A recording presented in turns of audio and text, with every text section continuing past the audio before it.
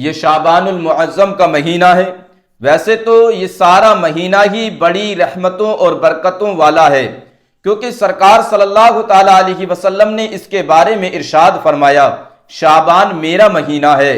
لیکن اس میں ایک رات ہے جو خاص فضائل و برکات کی حامل ہے، اس کا نام ہے شب براءت،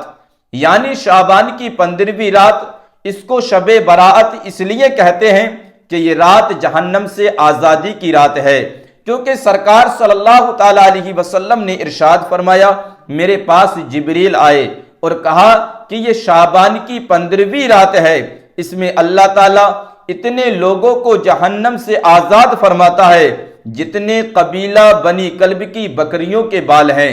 مگر کافر، دشمنی رکھنے والے، رشتہ کاٹنے والے اور تکبر کی وجہ سے ٹخنوں سے نیچے کپڑا لٹکانے والے اور والدین کی نافرمانی کرنے والے اور شراب کے عادی کی طرف نظر رحمت نہیں فرماتا۔ احادیث میں ان کے علاوہ بھی کچھ بد نصیبوں کا ذکر آیا ہے جو اس رحمت بھری رات میں بھی بخشش سے محروم رہیں گے۔ وہ یہ ہیں قاتل، زنا کا عادی، تصویر بنانے والا، چغل خور، کاہن، جادوگر، کسی مسلمان سے بغض و کینہ رکھنے والا، ظلماً ٹیکس لینے والا، باجا بجانے والا۔ لہذا مذکورہ افراد کو بالخصوص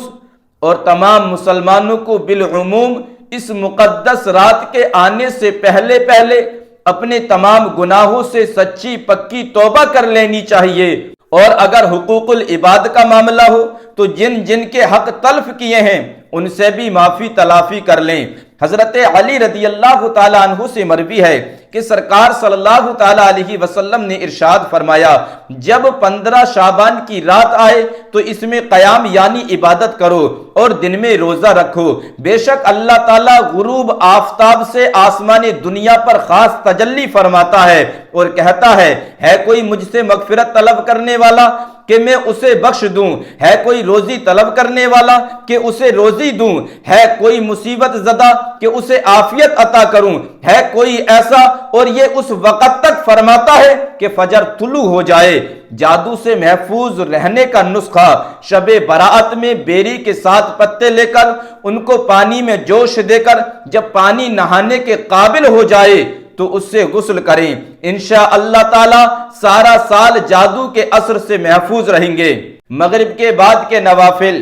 معمولات اولیاء اکرام رحمہ اللہ تعالی سے ہے کہ مغرب کے فرض و سنت وغیرہ کے بعد